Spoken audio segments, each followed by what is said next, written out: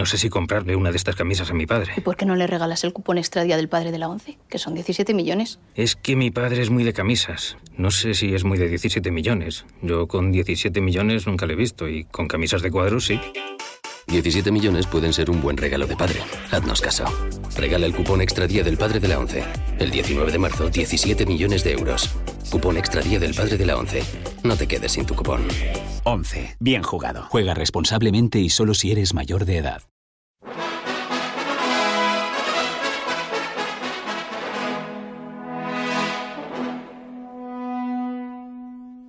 Hola a todos y bienvenidos a esta reacción de Robin sobre el cine Peplum. Soy Óscar Polar y tratándose de un género histórico, no podía sino acompañarme de nuestra historiadora de cabecera, la emperatriz del Mediterráneo, Andrea Rochel. ¿Qué tal, Andrea? Saludos, sotaneras y sotaneros. Aquí estoy, un día más intentando no acercarme mucho al micro, porque como ya sabéis que soy un poco... Intensa. Bueno, yo creo que seguro que va a salir bien. Va a salir muy bien. Bueno, qué decir, ¿no? O sea, tú eres una historiadora, yo soy un gran fan de la historia. Sí. Ya nos tiene ganado. Cuando aparece una película de romanos, ya por lo menos salimos, vamos con la mente abierta. Vamos con la mente abierta, vamos con ilusión. A veces salimos desilusionados, como nos pasó en la última vez. Pero... y lo bien que nos lo pasamos comentándolas después. Sí. Y eso es lo que vamos a hacer hoy. Eso sí, eso es.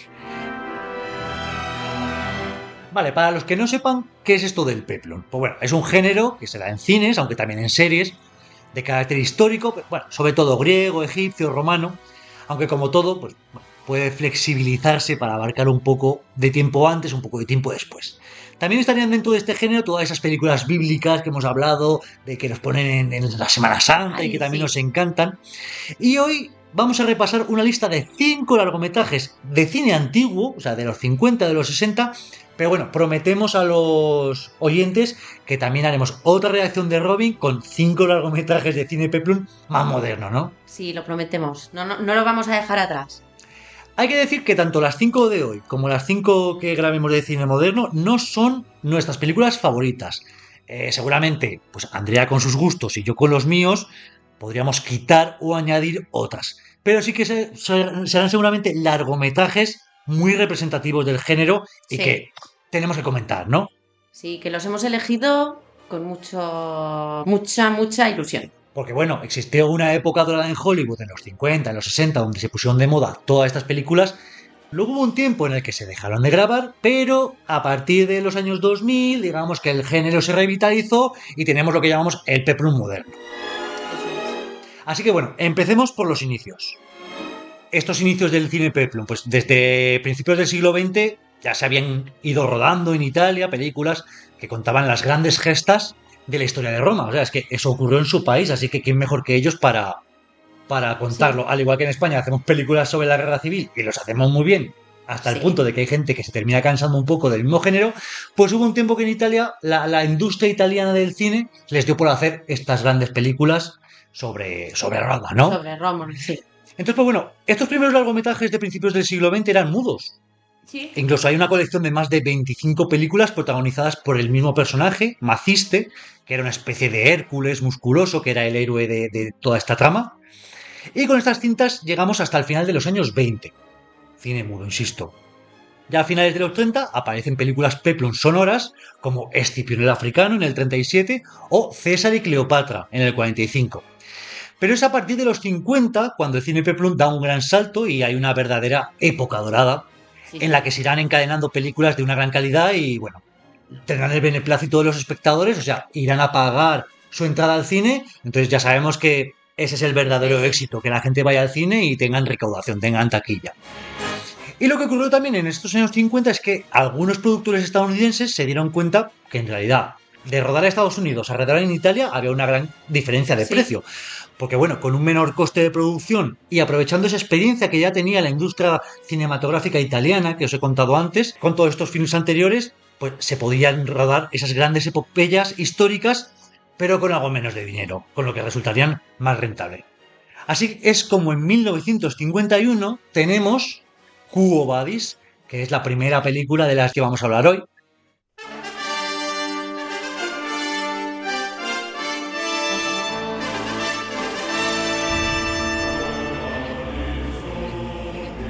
Bueno, el director es Mervyn LeRoy, que, bueno, él ya llevaba más de 30 películas a sus espaldas cuando rodó Quo Vadis. En realidad, al principio del proyecto, el director iba a ser John Huston, pero bueno, por desavenencias con el productor, que es el que realmente mandaba en estos rodajes, pues fue apartado, ¿no? ¿Quién tenemos de actores por aquí? Robert Taylor, como Marco Vinicio, aunque se coqueteó con Clark Gable, pero bueno, terminó rechazando el trabajo. También tenemos a Deborah Kerr, que hace de Ligia, aunque cuando estaba con el otro director, este proyecto, con John Huston, Ligia iba a ser Elizabeth Taylor. ¿Y por qué ya no fue ella? Pues porque llegó un nuevo director y dijo, yo quiero a mi propia actriz, ¿no? Pero bueno, no os echéis a llorar, que durante la reacción de Robin de hoy hablaremos de Elizabeth Taylor, Sí. pero más tarde. Más tarde.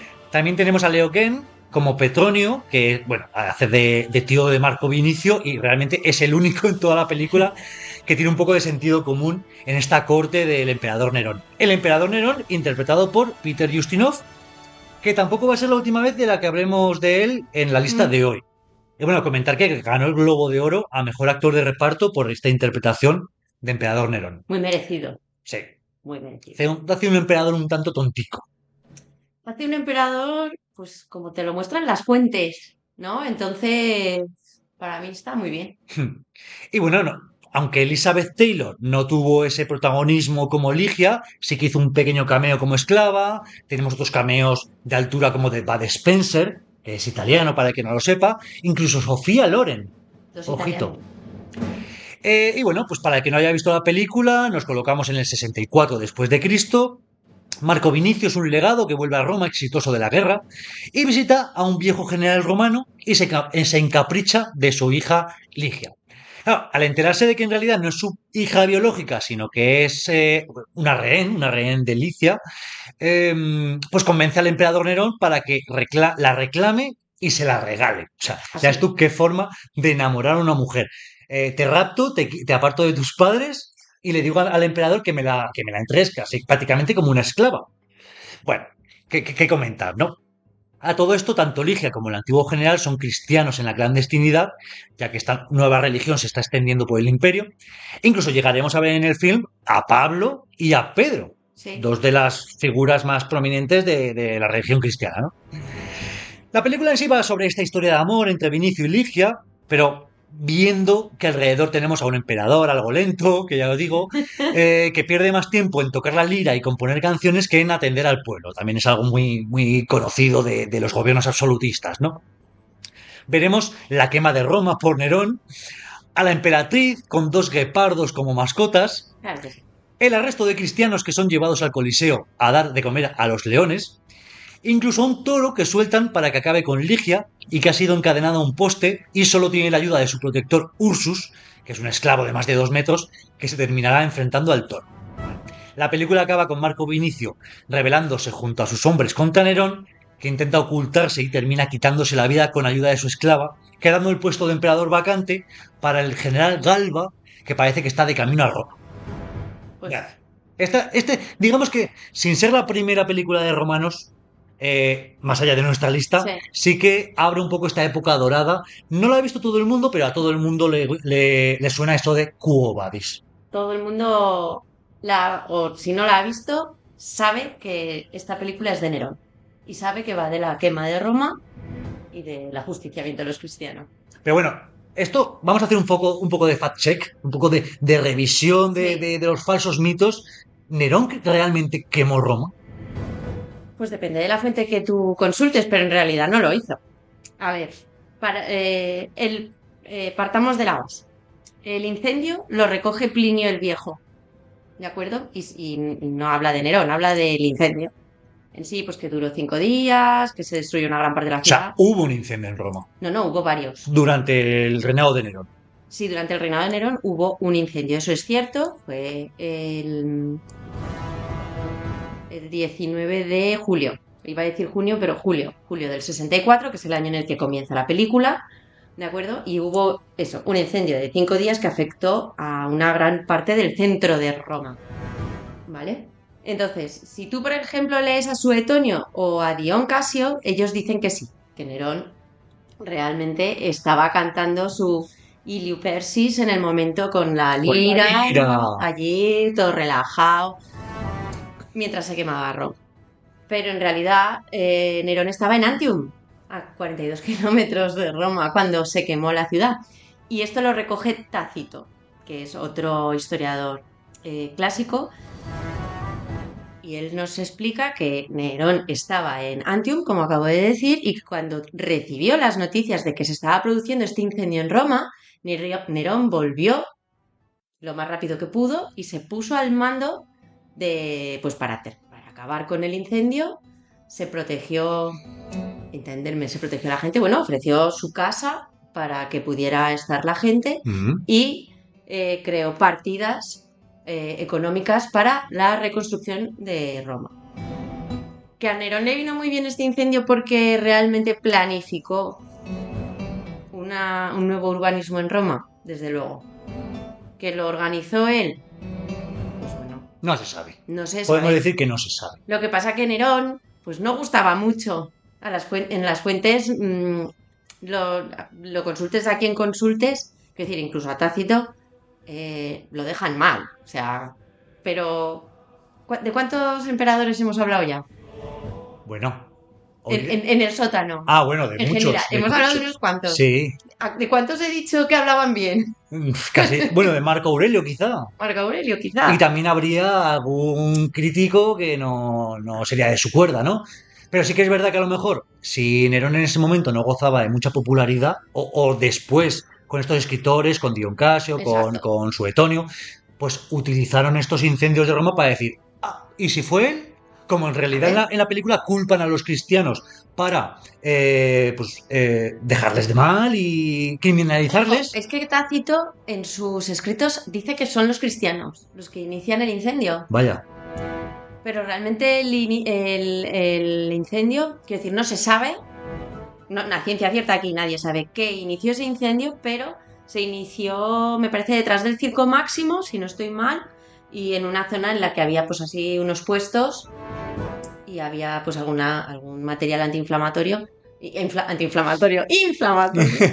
Inflamable significa flamable. ¿Qué parece? Y bueno, ¿y qué queréis que os diga? Vamos, que Roma se incendió varias veces. En principio pudo ser como que no, pero no es tan claro como lo que... Claro, he llegado a pensar, ¿es Hollywood el culpable de que todo el mundo tenga tan claro que Nerón incendió Roma? No, son las fuentes clásicas. Vale. Pero bueno, Hollywood no ha ayudado. Hollywood no ha ayudado. Con sus películas. Igual que no ha ayudado, pues, con el tema de los cristianos. Bueno, pues ya que estábamos hablando de cristianos. Cristianos en el Coliseo devorados por las bestias. Vamos a empezar por una cosa. El Coliseo no está construido cuando se quema Roma en el 64. Bueno, el Coliseo es construido por los Flavios, Vespasiano, exacto, Tito y Domiciano. Y aquí estamos bastante tiempo antes. Es que empieza en el 79 después de Cristo y aquí estamos en el 64. Entonces, el Coliseo, para empezar, no está construido. Quizá había otro anfiteatro. Este anfiteatro se quemó en este incendio y quedó destruido. Estaba junto al campo de Marte. Vale. Y era de época republicana. Más pequeño y tal. Y Vespasiano, que ya estamos hablando de los Flavios y del Coliseo, o sea, lo presentó como un regalo para el pueblo de Roma. Las fuentes nos dicen que en el Coliseo cabían 64.000 personas. Creo que esto ya lo hablamos cuando hablamos de Gladiator, la primera. Y creo que ya hablamos un poco más del Coliseo, así que os remito a ese podcast. Pero bueno, lejos de si estamos en el Coliseo o no, ¿los cristianos eran llevados y eran devorados por las bestias? Pues en el Coliseo, como tal, las fuentes no lo dejan claro para nada. A ver, persecuciones a los cristianos. ¿Hubo persecuciones a los cristianos? Sí. ¿Fueron tan masivas como nos ha hecho creer el cine o en alguna ocasión la Iglesia? No. Vayamos por partes. Sí que ha habido momentos en los que la persecución han sido más intensas, pero esto fue especialmente a partir del siglo III y el siglo IV después de Cristo. Y aquí estamos en el siglo I después de Cristo. Y aquí con Nerón sí que hubo una persecución eso es cierto, sí que persiguió a los cristianos, o por lo menos eso nos dicen las fuentes, pero fue una persecución a pequeña escala. Que los llevó al Coliseo, que ya sabemos que no porque no estaba construido, que los llevó A un anfiteatro. a un anfiteatro y tal, y los ajustició. Pues bueno, según las fuentes sí, 2 sitios proponen las fuentes. O los jardines de su domus, o sea, así como algo como muy privado, ¿no? Mira, oye, aquí estamos, la familia imperial, vamos a ver cómo los perros se comen a estos cristianos, porque no eran leones, eran perros, o pues los llevaban y los ajusticiaban en el anfiteatro. También se les crucificaba y las crucifixiones normalmente se hacían en las vías, porque era para que los viera todo el mundo. Y según dicen las fuentes, los quemaban. Los que estaban crucificados, aparte de crucificado, pues si al llegar la noche que es hora de encender la antorcha, pues no las fichado, pues aquí te quedas. Pero bueno, a lo que vamos es que esta película, en realidad, la trama principal es una historia de amor entre un Sí. tribuno o un legado, mejor dicho, y una chica. Y nos va mostrando un poco todo lo que ocurría en Roma en ese momento. Vemos a Nerón, vemos a los cristianos, vemos a ese coliseo, que ya Sí. sabemos que no es un coliseo. Pero es la historia de amor la principal. Y a mí, pues sí, aún sin ánimos de hacer presentismo ni de pensar que los cánones de la época son los mismos que los de ahora, a mí me chocó un poco lo que he comentado antes, lo de que yo me enamoro de una muchacha y mi forma de mostrarle su amor es raptándola, prácticamente. Jo, además cuando no hay una necesidad, porque es que en Roma el matrimonio era toda una cuestión, era un contrato. O sea, eres un general distinguido, eres amigo del emperador. Lo tenía bien. O sea, es que solo tenías que ir y pedir la mano. Y se la habrían dado, seguramente. Y se la habrían dado. O sea, esto es una licencia de la película. Pero bueno, así por decir un par de curiosidades sobre la película. Otros directores como Anthony Mann y Sergio Leone trabajaron en la película, no como directores como tal, sino el uno como director de la segunda unidad y el otro como asistente de dirección. Ambos sin acreditar, sí. Estuvo nominada a 8 Oscars, pero no ganó ninguno. Es una lástima.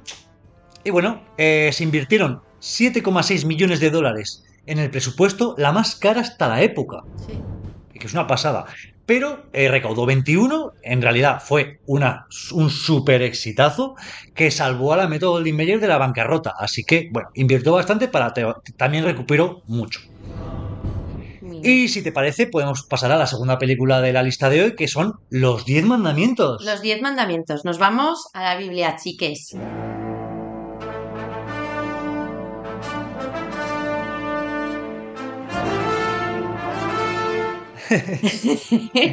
Nos vamos a la Biblia.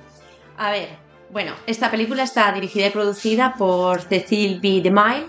Él es conocido especialmente porque tiene una numerosa filmografía tanto en cine mudo como sonoro, especializado en cine épico, que es lo que hablábamos un poco antes, ¿no? El cine peplum. Algunas de sus películas más destacadas son Rey de Reyes, tiene una versión de Cleopatra de 1934, Sansón y Dalila, que... ¿Cómo me gusta esa película? Te iba a decir que te gusta esta a ti. A mí me gusta también mucho Sansón y Dalila. El mayor espectáculo del mundo, que es una película sobre el circo de hoy, no del romano.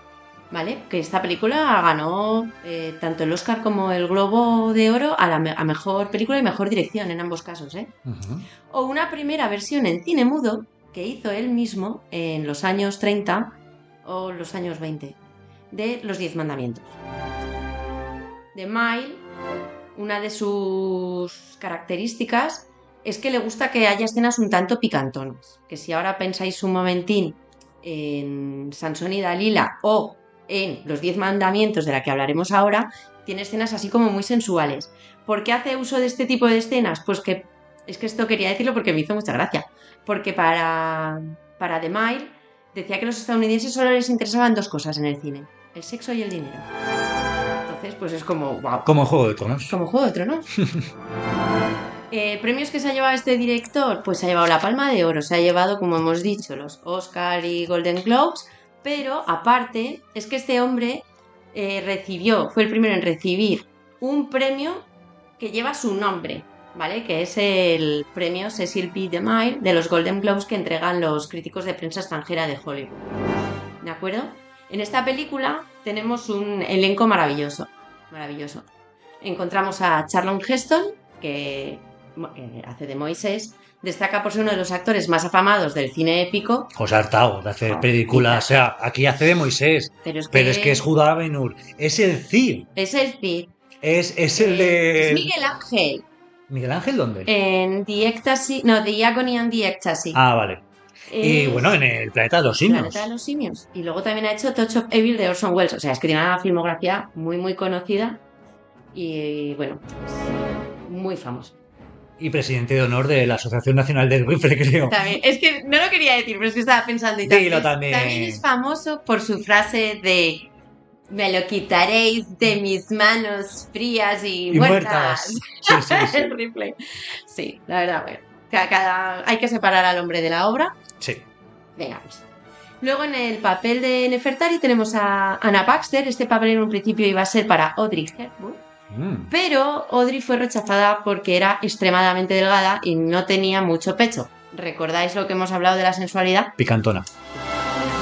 Y Anna Baxter, pues es una mujer con muchas curvas. Muy guapa también. Guapísima, es preciosa. La verdad. El papel por este papel le otorgaron el premio Laurel a la mejor interpretación femenina, y esta actriz ganó el Oscar en 1947 y también el Globo de Oro por The Razor's Edge.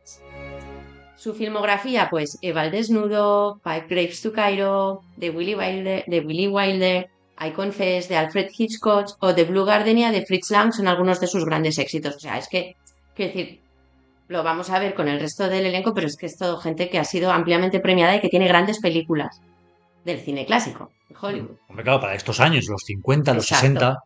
Entonces, aquí llega Jules Briner, que encarna a Ramsés II. Este actor es de origen ruso, pero es que no solo es actor, es que este hombre fue un artista con todas las letras. Era fotógrafo profesional, era escritor y era músico. Y no quería dejar de contároslo porque es que es gente que hay que nombrar todo lo que han hecho. Un artista. Un artista con todas las letras, ¿vale? Lo hemos visto en El Rey y yo, que hace del Rey de Siam, en Anastasia, Los Siete Magníficos, por ejemplo, entre otras. Y aquí quiero dar un friki dato, o cookie dato. Stan Lee se inspiró en su característica fisionomía para crear al profesor Charles Xavier. Ostras. O sea, quiero decir que es que ves cómo era un artista, aparte también modelo. Estoy viendo una foto suya de paisano, Sí. no como Ramsés, y sí que es verdad que se da un aire a Charles Xavier. Sí. Y luego tenemos a Séfora, la esposa de Moisés, que la encarna Ivonne de Carlo. ¿Quién es Ivonne de Carlo? Para los que no lo sabéis, es Lily Munster, de los Munsters. ¡Oh, qué bueno! Sí, ha trabajado en muchas películas, pues por ejemplo en Por quien doblan las campanas, que está basado en el libro de Hemingway sobre la guerra civil, en Magic Fire, La esclava libre o Mirror Mirror. ¿Vale? Destaca también su interpretación musical en The Foolies en Broadway. O sea, luego ya tenemos otros actores, ya solo y actrices, nombrarlos un poco por encima porque el elenco es muy grande. Pues tenemos a Edward G. Robinson como Datán, Deborah Page es Lilia, John Derek David a Josué. ¡Qué guapo es Josué! Es guapísimo. Madre mía. Es guapísimo. Yo me quedé flasheado la primera vez que le vi, en la película, quiero Bueno, decir. es el más guapo del film. Sí, sin O duda. sea, no hay color. Luego Sir Cedric Hardwicke es Seti I o Nina Fogg interpreta a Vitia. Bueno, si me permites, yo cuando veo a Seti estoy viendo a Pepis Best. O sea, este abuelillo bajito, Sí. calvo, así con arrugas en la cara, estoy viendo a Pepis Best. A ver, yo... Parece que va a decir, como alcalde vuestro que soy, como faraón vuestro que soy. Tengo que decir que la caracterización es muy buena, salvo la de Nefertari, Ujú. porque Nefertari era nubia y los nubios pues son negros. Y en Baxter no es negra. Bueno, pero eso lo veremos sobre todo en esta época dorada del Peplum, que al fin y al cabo estamos teniendo a actores y actrices occidentales Sí. que en muchas ocasiones interpretan a personajes que son de Oriente Próximo, Oriente Medio, que tendrían que tener el tono de piel un pelín más oscurecido Sí. y sin embargo, pues son más blancos que el arroz. Claro. Es que, bueno, pues es que es una época en la que... no sé qué pensáis. Claro.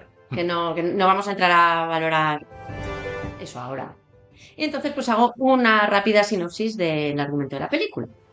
Esta película que nos... Tengo que decir que al principio cuando lo preparé yo había hecho 2 líneas, pero luego hablando con Oscar os lo extiendo un poco más. Sí, porque básicamente te ibas a remitir a la Biblia Es decir, bueno, No, esto es lo como en la Biblia. No, iba a decir, es que realmente la película, ¿qué es lo que nos trae? Pues la historia de Moisés, que se nos relata en el Éxodo, por la cual un príncipe egipcio, tras descubrir que en realidad es adoptado y judío, pues protagoniza la liberación del pueblo hebreo por mandato divino. Bueno, esto es lo que yo iba a decir al principio, ¿vale? Que ya os lo he dicho.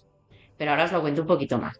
La película comienza, ¿de acuerdo?, cuando Moisés es recogido por la hija del faraón Bitia, después de que su madre lo haya dejado en el río Nilo, para evitar el ajusticiamiento que se estaba realizando de todos los niños que habían nacido en ese año. Porque Había una ley que decía, los niños de los profecía. hebreos, ¿no? hubo una profecía en la que se decía que el niño que iba a liberar al pueblo judío del yugo egipcio había nacido en ese momento. Eso es lo que decía la profecía. Sí, un poco como Herodes luego, ¿no? También que hizo algo parecido. Entonces Ramsés I, padre de Seti I, esto según la película, mandó a justiciar a todos los niños, hombres que habían nacido ese año. Entonces, pues bueno, Vitia, que no tenía hijos, decidió quedarse. Luego da un salto en el tiempo y ya vemos a un Moisés adulto, príncipe de Egipto, muy guapo, ¿verdad? Que se lleva pues muy bien con con su primastro, con su primo, Ramsés II, y con Nefertari, con la que parece que tiene ahí un poco de... Y ya en aquel momento, el emperador Seti, el faraón Seti, dice que bueno, que su heredero, que lo elegirá a él, y que no está tan claro que vaya a ser Ramsés, su hijo de su propia sangre, sino que te lo tienes que ganar y que en realidad legará Egipto a la persona que más capacitada esté. Sí, claro, esto despierta una gran cantidad de celos en el interior de Ramsés, que Ramsés II, empieza a tenerle un poco de pelus aquí al primo, ¿no? Entonces, ¿qué ocurre? Que Moisés descubre que en realidad no es príncipe de Egipto, que es adoptado y que es de origen hebreo. ¿Qué decide hacer Moisés? Pues bueno, deja su vida como príncipe y se va a vivir con su pueblo y con los hebreos y pasa a tener una vida de esclavo. Y ahí pues se da cuenta lo mal que está el pueblo hebreo, etc. ¿Qué es lo que ocurre? Que alguien le chiva a Ramsés que Moisés en realidad es hebreo. Y a la vez ocurre que Moisés salva a un joven Josué de ser maltratado por Baca, el arquitecto. Real, que bueno. Y a su vez, Seti ha escogido al propio Moisés para que sea su sucesor. Correcto. Entonces, claro, es en plan, para Jules Briner, para Ramsés, es en plan, párate, que al que has escogido como tu sucesor, es que no es ni egipcio, exacto, es que es hebreo. Es que es hebreo. ¿Y el otro cómo? ¿Cómo? Bueno, Ramón. El drama. La familia... El drama, la familia rota. ¿Y qué ocurre? Pues nuestro Moisés se va. Bueno, lo expulsan. Lo expulsan. Bueno, claro, lo expulsan bajo pena de muerte. Es Faraón el que dice, yo no puedo determinar tu suerte porque estoy demasiado involucrado. Eso es. Dice, Ramsés, tú vas a ser el que dicte justicia. Y Ramsés le dice, no te ajusticio, no te condeno a muerte, pero este es el desierto, tira todo para adelante. Si sobrevives es porque el Altísimo así lo habrá determinado. Eso es. Moisés se va. Es recogido por las tribus hebreas que viven en la zona del monte Sinaí, y es allí donde conoce a la que será su esposa, que es Séfora, porque es recogido por su familia. Ellos les salvan de morir, de sed y de hambre, y bueno, comienzan una historia hasta que llega el momento en el que Moisés tiene la gran revelación y se encuentra con la zarza ardiente, que es una representación del propio Yahvé, que se ha presentado ante él y le ha mandado que libere al pueblo hebreo del yugo de los egipcios. Moisés acepta la misión como buen héroe y se vuelve a Egipto para liberar, con su mujer y toda su familia, todos en peligro, todos para Egipto, a la boca del Y se planta frente a Faraón y le dice, Ramsés, deja ir a mi pueblo. Ah, no, eso es del príncipe de Egipto. Pero bueno, supongo que le dirá algo parecido. Más o menos tienen su conversación. Obviamente Ramsés le dice que puede irse por donde ha venido y que no. Entonces pues comienzan el castigo con las 7 plagas. Las plagas. Las 7 no, las 10, perdón. Las 10 plagas. Que finalizan con una última plaga que es la muerte de los primogénitos. Claro, porque al principio digamos que Moisés empieza flojo y dice, bueno, va a haber langostas. Las langostas. Langostas no estas tan caras que la gente come, de las que se De las que cargan se los cargan cultivos. los cultivos. Luego creo que tiñe el Nilo, ¿no? De Bueno, rojo. las aguas, no es que lo tiña, es que las aguas del Nilo se volvieron sangre. Vale. Entonces se volvió imbebible. Así con cositas, ¿no? Cosas pequeñas. Bueno, hay una plaga que no sale en la película, que es la de las ranas, Ah, sí, claro. pero porque decían que se intentó grabar, pero oye, que no podían con las risas. Eso era un simios. que parecía una película cómica. Bueno, cuestión que aquí pasan las plagas, que si no nos enrollamos mucho. Llegamos al momento en la que la última plaga Le advierte, le dice, advierte. ojo que ya lo último que va a venir es gordo. Es gordo, va a ser la muerte de todos los primogénitos varones. Él acababa de Egipto. tener hace pocos años, tenía un crío pequeño. Tenía su hijo. Ramsés, quiero decir. Exacto, Ramsés tenía su primogénito. Y el favorito de Nefertari. Ya sabéis que marcaron con sangre de carnero las puertas todos los hebreos para que la muerte les pasara de largo sus casas. Eso, los oyentes lo saben porque seguro que han leído la Biblia. No, porque habrán visto esta película que Bueno. todas las Semanas Santas, antes o después, la han tenido que ver, porque Claro que sale, es que es todas Semanas Santas.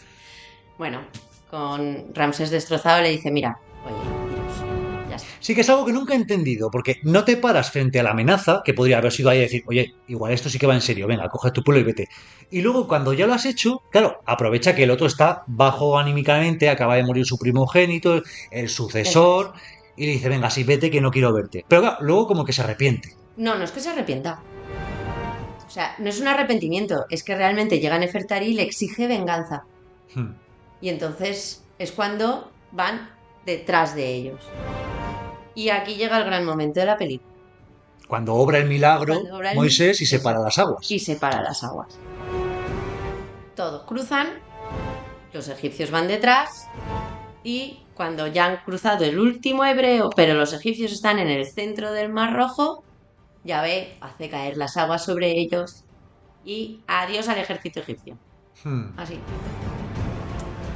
La película no termina aquí, sino que la película termina con la creación de las tablas con los 10 mandamientos. Los hebreos están de camino hacia el monte Sinaí y una vez que llegan allí, Moisés subirá a su cima, donde se le volverá a aparecer Yahvé y grabará a fuego los 10 mandamientos.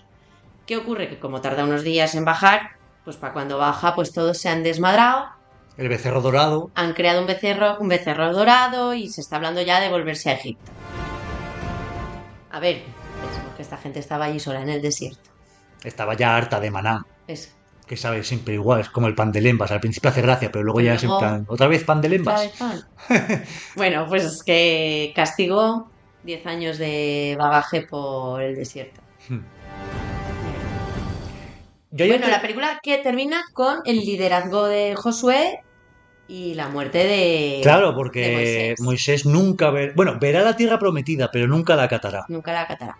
Hay que decir que esto es diferente en la Biblia. Las cosas son diferentes en la Biblia. Ya, bueno, aquí se tomarán sus licencias, ¿no? Ayer te comentaba que me sorprende que básicamente los hechos que ocurren en esta película son similares o muy iguales a los del Príncipe de Egipto, es el mismo personaje.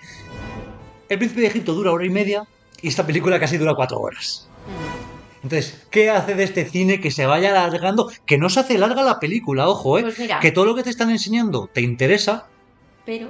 pero claro, no dejan de ser 4 horazas. Pues mira, te voy a explicar. Es que para esta película se documentaron extensamente y consiguieron un magnífico guión, porque esto sí que es verdad, y utilizaron la Biblia, en especial el Pentateuco, Antigüedades judías de Fabio Josefo, que es un historiador del siglo I. Y aquí viene que me dices, es lo mismo que el Príncipe de Egipto, claro, porque es que también se basó en la novela El Príncipe de Egipto.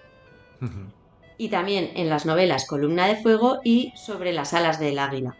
Entonces, pues claro, es que metieron muchos pasajes de la Biblia. Y también de antigüedades judías. Por eso es mucho más amplio que El Príncipe de Egipto, la película. Y luego, pues porque esto es una película con un gran despliegue, ¿no? A una De superproducción. medios, una superproducción y en la que, a ver, que está grabada íntegra en Egipto y la península de Sinaí. O sea, es que se desplazaron todos los hechos hasta allí con un... Es que es maravillosa, ¿eh? Está súper bien ambientada, es me pareció me parecía antes y me parece una maravilla. Y El Príncipe de Egipto no deja de ser una película que también tiene que llegar a los niños. No, claro. O sea, es una película... La historia es bonita. Es preciosa, a mí me gusta, ¿eh? El Príncipe de Egipto me gusta mucho. Y sin embargo, bueno, es una película bíblica que no tiene por qué ser histórica o fidedignamente histórica. Porque tenemos a un Ramsés II que existió realmente, Sí. pero no hay certificados de que existiese un tal Moisés, más allá de la Biblia. No, sí que se le nombra. En la Biblia lo encontramos, por ejemplo, en Flavio Josefo, o los egipcios lo presentaron como un enemigo que no un esclavo, porque, O sea, hubo un Moisés realmente. o por lo menos hubo un líder hebreo con el que entraron en conflicto, ¿vale? Pero aquí hay que quitar un mito. Los hebreos no eran esclavos de los egipcios. Ajá. Grandes revelaciones. Los egipcios pagaban Un sueldo. servicios. Sí, claro, eran trabajadores. Y... Pero supongo que no se podían dar de baja y marcharse a trabajar para otra empresa. No tenían esclavos los egipcios, Hmm. como Como tal. tal. No era un Es sistema... un invento de Es- la no- iglesia. No, es que no era un sistema esclavista como si lo era, por ejemplo, el romano o el espartano, que ya llegaremos. Es que eran de otra forma. Entonces, esta película está ampliamente galardonada, ¿de acuerdo? Tuvo 23 nominaciones y 13 premios diferentes, ¿vale? De los cuales 7 fueron nominaciones a los Oscars, pero solo se llevó uno. ¿Sabes cuál? Efectos especiales. Oh, bueno, hoy en día canta un pelín el CGI, pero la verdad es que está muy bien. Está muy bien. A ver... Para ser esto es del 56. Ujú. Luego aquí viene una de las cosas más importantes. Es una de las películas más taquilleras de la historia. No de ese momento, de la historia, ¿vale? Para que nos hagamos una idea, su presupuesto fue de 13 millones. En aquel momento sacó 196 millones. ¡Wow! Su estreno en taquilla supuso una taquilla de 122,7 millones de dólares. Me dirás, bueno, pues no es tanto como para ser una de las mayores de la historia. Sí. Si lo ajustamos a la inflación, ¿vale? Su equivalente para 2020 hubieran sido 1,17 mil millones de dólares. No comprendo esa cifra, pero vamos, algo increíble. Algo increíble. No, 1.000 millones, para que nos hagamos allá. 1.000 millones. 1.000 millones, el primer fin de semana. Sí, quiero decir, según la fuente que consultas no está claro si es la sexta, la octava, la séptima... Las fuentes nunca se ponen de acuerdo. Pero esto ¿Te das cuenta? No se son pone- fuentes de internet, no se- porque estos son números. Pero si no se ponían de acuerdo los antiguos Dion Casio con Suetonio, con Plinio el Viejo, tampoco se ponen de acuerdo los de A ahora. ver, es que primero leí la sexta más taquillera, luego la octava, luego por otro lado leí la séptima y digo, bueno, pues no me queda claro. Con saber que fue un éxito suficiente. Un éxito. Y bueno, ¿Qué más preguntas históricas tienes de esto? no, ya hemos dicho que Ramsés II sí que existió y Seti, pero no encaja exactamente en los tiempos, ¿no? No, a ver, En los tiempos de la película, me refiero. no, bueno, es que realmente en la Biblia, quiero decir, no casa la historia de Egipto con lo que dice la Biblia, en el sentido de que Ramsés II no murió cuando cayeron las aguas en el Mar Rojo, porque vivió hasta los 90 y pico años, 98 creo que era. Wow. Sí, ha sido uno de los hombres más longevos para esa época.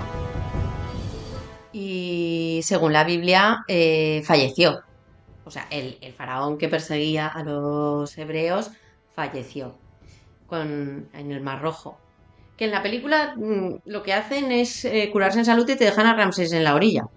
No se mete. No, se queda como en la retaguardia viendo a sus tropas avanzar, pero él no llega a meterse. Hmm. Entonces es un poco como casar historia y mito, ¿no? Para que no... Ramsés II es uno de los faraones más afamados de la historia de Egipto. Sí. Y estamos hablando que todo esto sucedió hace 3.000 años. O sea... Un tipo altamente inteligente, avanzado casi a su tiempo, y sin embargo en la película A ver, Ramsés es un poco bruto. fue súper inteligente en muchos sentidos. Y en uno de los sentidos fue una bestia política que supo venderse muy bien. O sea, fue un Augusto en toda regla. Si lo quieres ver así, en el sentido de que, pues, que muchas cosas no las hizo todas él. O sea, muchas cosas, tú ahora vas a Egipto y ves, este templo se construyó en tiempos de Ramsés y te explican, y yo lo he estudiado. No fue así, simplemente borró el nombre de sus predecesores y puso el suyo. O sea, él supo trascender su nombre para que no fuera olvidado en la historia, que es lo mismo que hemos visto con Augusto. Tenía un buen publicista. Sí, fue muy buen publicista de sí mismo. Muy bien, ¿algo más de los 10 mandamientos? Pues... bueno, sí, que se eligió a Charlton Heston porque se parecía mucho al Moisés de Miguel Ángel. Bueno, sí, No, es que con barbica, sí, tanto. se le eligió como tal. Hay una foto en la que ves a Charlton Heston frente a la estatua original y por eso lo eligió The Mile. Pues no nos vamos a dejar a Charlton Heston detrás, porque la película que viene ahora también está protagonizada por él, que es Ben-Hur, de 1958. Esta no te la podías dejar. Hombre.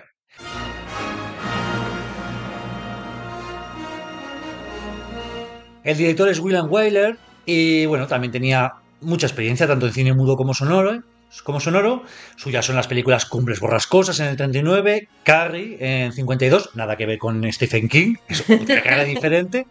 Y de actores, además de Charlton Heston, que hace de Judá Ben-Hur, pues tenemos a Haya Harahit, que hace de Esther, que es el interés amoroso de Ben-Hur, a Joe Hawkins, que es Quinto Arrio, cónsul de Roma, Stephen Boyd, que es Mesala, el tribuno militar, y Hugh Griffith, que es el jeque Ilderim, que es un tipo, cuando decíamos antes lo de actores occidentales haciendo de orientales, pues en este caso tenemos a un actor británico de piel muy pálida haciendo de un jeque. ¿Qué hicieron? No lo he leído, pero por lo que veo yo en la película, ese tipo tiene la cara pintada. Lo siento mucho, pero para parecer un jeque árabe tienes que tener una tez morena. Entonces yo creo que este tipo, que por cierto ganó, creo que ganó el Oscar o lo tengo por ahí apuntado, pues a este tipo le tuvieron que pintar. Es que lo tengo que decir, es que hemos hecho unas barbaridades. Pero bueno, estamos hablando de los 50. Que sí. Hace 10 años, en la cabalgata de los Reyes Magos, no buscaban a un actor negro para Baltasar. Pintaban a un blanco. Bueno, el propio Gallardón, ¿no? Creo que le pintaron de negro. Yo he sido paje de los Reyes Magos, niños, niñas. He trabajado para ellos, enviarme vuestras cartas que yo se las envío. Y como si me vierais, veríais que soy blanca, muy blanca. Hay que tener cuidado con el sol. Sí. Entonces, vamos, yo me quemo. Paso por la calle y me quemo como los vampiros. Y a mí me han maquillado, pero que me han puesto... Una buena sombra. Una buena sombra, porque yo no parecía venida de Oriente. O sea... Bueno, vamos a contar un poco el argumento, porque estamos en el 30 después de Cristo, en Judea, aunque la película empieza en el año 0, porque vemos el nacimiento de Cristo. Pero bueno, digamos que la historia como tal arranca el 30 después de Cristo en Judea, y tenemos a Judá Ben-Hur, que es un noble, un príncipe, adinerado comerciante, él es judío, y llega a la región el tribuno Mesala, que bueno, es un amigo de la infancia de Judá. Pero entre los dos crece una enemistad cuando Mesala, el tribuno romano, pues le pide a Judá que delate a los cabecillas que quieren rebelar al pueblo contra el Imperio Romano, porque ya había también una especie de profecía tipo Harry Potter que decía que iba en algún momento a llegar un líder que revolviese el pueblo de Judea contra el Imperio Romano, que es el invasor, ¿no? Pues bueno, en un desfile del nuevo gobernador, Valerio Grato, Judá Ben-Hur está con su hermana observando desde su casa, ¿no? Desde el balcón, cuando ella, la hermana de Judá, se apoya en unas tejas, oye, un accidente, se desprenden y caen sobre el gobernador, que no le matan ni nada de eso, le hieren simplemente. Pero bueno, ha sido un accidente. ¿Qué pasa? Que los romanos lo toman como un atentado. Judá, para proteger a su hermana y a su madre, se autoculpa, dice, ha sido un accidente, pero se me han caído a mí las tejas. Pero bueno, Mesala encarcela a los familiares y directamente a Ben-Hur le mandan a galeras. Pero es que era su mejor amigo de la infancia. Bueno, pero ya... cuando te... por el interés, ¿no? O sea, siempre había tenido un poco de gusilla por su hermana. Sí, pues nada, aquí el tío se debe a Roma. También me parece bien. ¿Qué pasa? Que mandarte a galeras en este tiempo era darte un par de años de vida porque Una sentencia. morían todos. Pero lo cierto es que Ben-Hur, pues tras varios años, sigue vivo, tras varios años remando, me refiero, y va a parar al trireme del cónsul Quinto Arreo, que en una batalla naval salva al cónsul de morir y, claro, este en agradecimiento le adopta como a su propio hijo. Entonces van a Roma, hay un lapso de tiempo en el que Judá Ben-Hur ha estado en Roma, se ha convertido también pues, en guapo, afamado, hace carreras de cuadrigas, las hace muy bien, pero claro, en algún momento volverá a Judea, donde se quiere reencontrar con su hermana y con su madre. Claro, ambas siguen apresadas en las mazmorras, pero ¿qué pasa? Que descubren que tienen la lepra. Entonces le dicen a Judá, nada, que han muerto. Y dice, mira, muerto el perro, se acabó la rabia. ¿Qué pasa? Que Ben-Hur busca la venganza contra Mesala y la intenta obtener ganándole en una carrera de cuadrigas, que es en plan, vaya venganza, Vaya venganza. pues en plan, mátalo y ya está, ¿no? No. Dice, ¿yo cómo me voy a vengar? Pues ganándole en una carrera de cuadrigas y a la vez arruinándole porque le fuerza a apostar una gran fortuna. Todo esto a través de un amigo de Ben-Hur, que es el jeque este Ibrahim, Sí. al que le pintan la cara, ¿vale? Entonces, a lo largo de la película, como os he dicho, veremos el nacimiento de Cristo, la visita de los Reyes Magos, cómo Jesús, el propio Cristo, le da agua. Le dice, bebe, Judá Ben-Hur. Es muy famoso también. Incluso veremos al rey Baltasar, que visita al jeque, al amigo de Judá, a Ibderín, y les informa de que ha nacido el gran Salvador y que, bueno, que va a ser ese Mesías que llevan los judíos esperando tantos años. Ay, señor.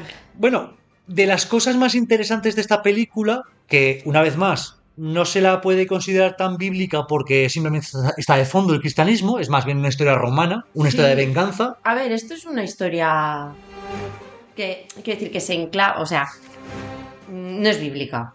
No, aparece por ahí, toques una bíblicos, historia porque estamos en el épica 30 después de Cristo. Basada en época romana. Ya está. Ya está, con ese trasfondo, que tiene que haber un poco pues de ese momento que había pues hebreos, los primeros cristianos, bueno, en este caso no, el nacimiento de Cristo, etcétera. Pero ya está, es simplemente te marca un sitio. Sí, aquí más punto. La religión que más sale son los judíos. Y luego el hecho pues es que realmente la zona de Judea era una zona muy revuelta. Sí. Es que era una zona muy revuelta, es que no los querían allí y ya está. Y eso lo ves en la Biblia, pero lo ves en las fuentes romanas también. O sea, eso no es nada nuevo. En toda esa zona pues se han mantenido un continuo de conflictos entre Roma y los partos, Claro. Roma y los hebreos, los judíos. O sea, que es que encima luego es que era una amalgama tal allí que no bueno, era fácil, ¿eh? Años después, siendo Judea de los romanos, el emperador Vespasiano y su hijo Tito tendrán que pacificar una vez más la zona, Sí. porque aun tanto tiempo después sigue habiendo ese hálito de revolución. Ha sido y sigue siendo una zona de conflicto a lo largo de toda su historia. Porque es un punto de encuentro y de nacimiento de muchas civilizaciones. Y geoestratégicamente es la entrada a Asia. Exacto. Entonces, es que es una zona pues que tradicionalmente ha sido conflictiva. Pero bueno, aquí, de las cosas más maravillosas que vemos en esta película, esa carrera de cuadrigas. Es maravillosa, la escena está súper bien. Tiene pequeñas diferencias con lo que hubiera sido a nivel histórico, pero es que esa escena está muy bien traída. Las carreras. ¿Hablamos un poco? Venga, dale. Venga. Las carreras es la primera vez que encontramos en las fuentes que se hable de las carreras, lo podemos encontrar en época micénica y lo encontramos escrito por primera vez en la Ilíada, ¿vale? Se hacen unos juegos en honor a Patroclo tras su muerte. Entonces ahí es la primera vez que vemos así en la literatura que se habla de este tema. Las carreras se practicaron a lo largo de la época antigua, pues ya lo he dicho, ¿no? En Micenas se sabe que estaban, en Grecia, bueno, durante la época de Filipo II, luego hablaremos de la época macedonia, ¿no?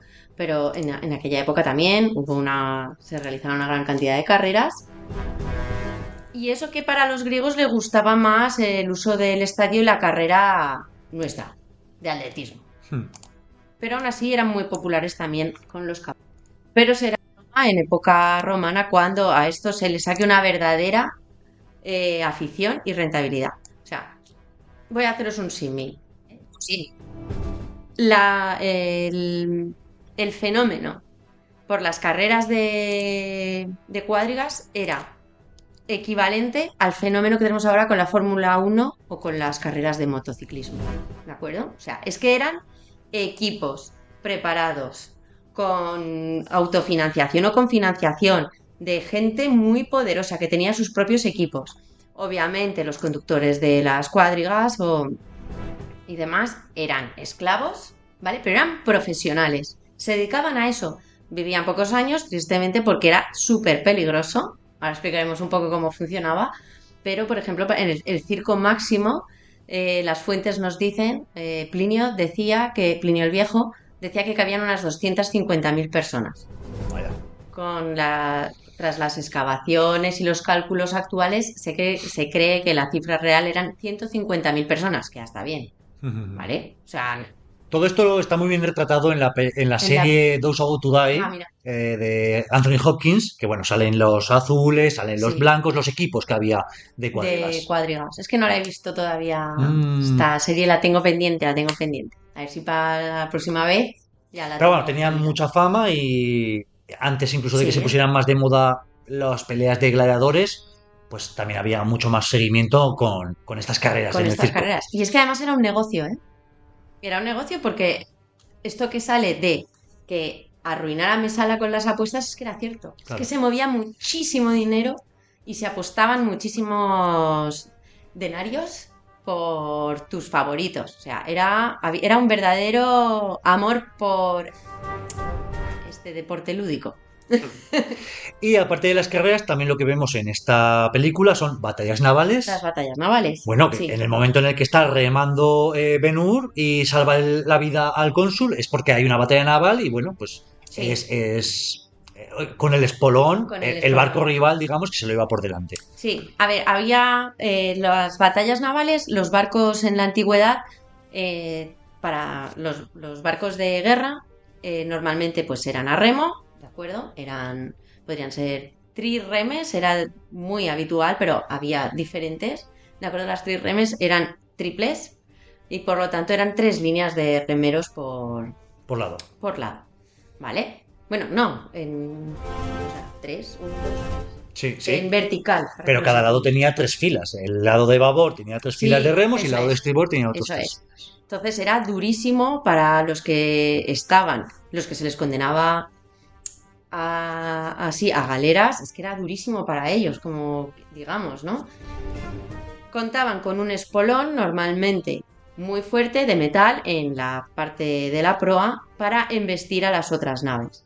Y aparte de el espolón, también se utilizaban en la parte superior, o sea, teníamos dentro, debajo a los remeros.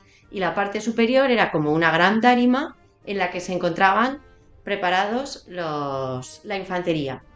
La infantería. ¿Para qué estaba esa infantería ahí? Porque con el espolón reventaban, pero aparte utilizaban armas de largo alcance para poder lanzar y luego la finalidad era el abordaje y ya la lucha cuerpo a cuerpo. O sea, eran durísimas. O sea, muy peligrosas. coger bien de velocidad, bien de inercia, embestir como un toro con el espolón por el lateral del barco rival, enganchar, seguramente que empezase a hacer aguas ese Eso barco es. para que no fracase y mientras tanto, pues Abordar. al abordaje, ¿no? Como Abordar. los piratas. Exacto, sí. Bueno, simplemente comentar que en esta película se utilizaron 200 camellos, 2.500 caballos y 10.000 extras, o sea, es una barbaridad, es un gran presupuesto. La carrera de cuadrigas tiene 9 minutos de duración, o sea, es larguita, pero creo que son 9 vueltas, ahora ya estoy tirándome a la piscina, pongamos que a minuto por vuelta, que vemos que cada vez que dan una vuelta, Sí. que hay un pececillo, es la forma en la que se enteran de cuántas vueltas llevan, pero es que estos 9 minutos que están en la película costó 5 semanas de rodaje. Ojito. Son muchas, ¿eh? Y ya solo esta escena costó 1 millón de euros del presupuesto. O sea, la película fue prohibida en China. Esto me ha gustado este detalle. Bajo el régimen de Mao Zedong, por contener propaganda de creencias supersticiosas, concretamente del cristianismo. Ya. Bueno, vale. Y se llevó 11 Oscars. Cuando hay muchos nominadas, cuando hay muchos ganadores de Oscars, siempre se le tiende a comparar con Ben-Hur porque fue la primera en llegar a esos 11 Oscars. Entre ellos son Oscars de calidad: película, director, Sí. actor de reparto, fotografía, bandas sonoras. Tiene una gran banda. Bueno, todas las películas de las que vamos a hablar hoy, porque esta de Cine Peplum, una cosa de las que también se caracteriza es de tener grandes bandas sonoras épicas. Épicas. Nunca mejor dicho, ¿no? Bueno, es que realmente luego hasta Titanic nadie la había alcanzado, ¿no? ¿Lawrence de Arabia? No. Creo que fue Titanic. Ben-Hur, luego Titanic y al final El Retorno del Rey creo que Rey. también llegó a esos 11 Sí, Oscars. sí. Son las tres únicas. Pero ninguno supera, ¿verdad? O sea, 11 digamos que es ahí el límite. Me parece que sí. Y bueno, ya sabéis que me gusta mucho hablar de dinero a mí. Esta película tuvo 15 millones de presupuesto, que también fue La Máscara. Parece que estamos diciendo constantemente lo de La Máscara hasta el momento. Pues La Máscara hasta el momento, pues que con 15 millones de presupuesto convirtieron 147 de recaudación. O sea, multiplicaron por 10. O sea, una vez más, Una barbaridad. un gran éxito para el estudio cinematográfico. Un gran éxito. Y comentar que, bueno, como está basada en una novela, la verdad es que varias de las películas de hoy están basadas en novelas. En la novela Ben-Hur de Lewis Wallace, pues ha habido otras películas que se llaman Ben-Hur, una en 1907, otra en 1925, luego Sí. la que estamos hablando hoy, que ya hemos dicho que es del 58, pero es que recientemente, en 2016, hubo otro Ben-Hur que digamos que Ay. no tiene tanto encanto como la película de Charlton Heston, y que eso se demostró en taquilla porque fue un fracaso. Tengo que decir que no la he visto. Yo tampoco, las cosas como son. Venga, la veremos y os pondremos un comentario de lo que nos ha parecido. Bueno, vamos a por la siguiente película, que esta yo creo que sí que la habrá visto todos, porque bueno, Cubo, Badi, no sé, sí, Ben-Hur la pone en todas las Semanas Santas, pero ¿quién no ha visto Espartaco?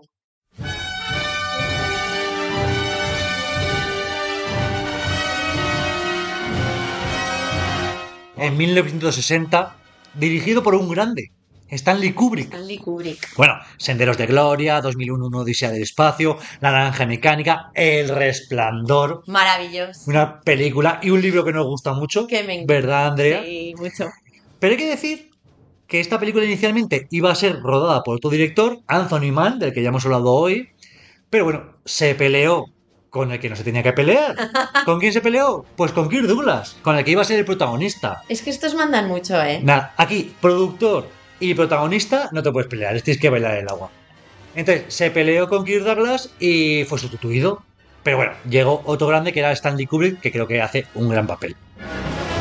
Actores que tenemos por aquí: Kirk Douglas, el Espartaco, Laurence Olivier, que hace de Craso, Gene Simmons, que hace de Virienia, que es el interés amoroso de Espartaco, y fueron consideradas otras actrices como Elsa Martinelli o Ingrid Bergman. Oh, Luego también tenemos a Charles Laughton como Graco.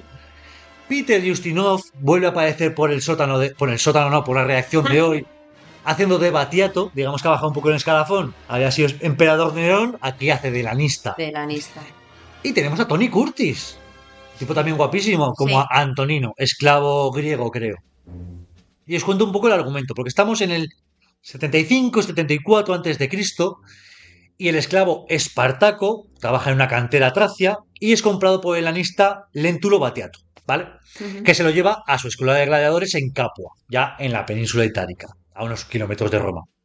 Bueno, Espartaco se formará en la lucha cuerpo a cuerpo bajo los agravios que le hace constantemente Marcelo, el Doctore, pero se enamorará y establecerá una relación con la esclava Varinia, o sea que, bueno, más o menos bien. Claro, tras una exhibición ante los patricios Craso y Glabro, y tras enterarse de la venta de Varinia a uno de estos, pues Espartaco iniciará una revuelta en la que todos los gladiadores escaparán del Lodus. Espartaco irá formando un ejército al que se van sumando más y más esclavos y más gladiadores, que irán liberando por toda la península. Hará un trato con los piratas cilicios para que les saquen en barco de la península. Ellos en realidad lo que querían es huir, ¿no? Sí. Pero al final será traicionado por los piratas, que no les llevarán a ningún lado con sus barcos. Y eso que les habían pagado por adelantado. Así que mala gente esos piratas. ¿Qué pasa? Que el ejército de Espartaco se quedará en la península itálica, Roma irá lanzando sus legiones contra él, pero Espartaco conseguirá rechazarlas una tras otra hasta que en la batalla final Craso, el Craso que había acudido a esa exhibición en la casa de Léntulo Bateato, pues derrotará a los gladiadores, que no podrán huir porque llegará Pompeyo para cerrarles la retaguardia. Y al final tendremos la escena mítica, ¿no? Sí. En la que todos intentan identificar quién es Espartaco. Y un esclavo tras otro se van poniendo de pie gritándolo de yo soy Espartaco, no, yo soy Espartaco, no, yo. Entonces, al final, digamos que las autoridades romanas nunca llegarán a enterarse de cuál es el verdadero Espartaco. Bueno, además del tema de los gladiadores, de batallas y demás, también podemos ver una trama política que me parece muy interesante entre Craso, entre Graco y un jovencísimo Julio César, también guapísimo, interpretado por John Gavin, Sí. que bueno, pues es un proto personaje de César que todavía no es tan famoso, pero digamos que son sus inicios, que también está bien verle. Sí, que también Porque digamos que en Spartacus la serie. exactamente También nos lo introduce. la figura de ese Julio César que crece un poco a la sombra de Craso, que es su Eso amigo, es. y con el que formaría con él y con Pompeyo ese mal llamado triunvirato, esa alianza El simplemente. primer triunvirato, sí. Pero bueno, ¿qué tal esta película? Sí que la ha visto todo Dios. Esta película, bueno, es que es preciosa. O sea, es maravillosa. Y bueno, pues venía con la firma de Kubrick, con lo cual yo creo que era como casi... ¿Quién no la va a ir a ver? Claro. O sea, Y sí que es verdad que hemos dicho antes, no, es que todas estas películas son muy míticas, pero en especial la banda sonora de este Espartaco, que está compuesta por Alex North, es que me atrapa particularmente. es una maravilla. Porque tiene temas de amor para cuando está con Varinia, tiene temas de lucha para cuando están las batallas. El tema de amor creo que es uno de los temas de amor más hermosos que hay de la historia del cine.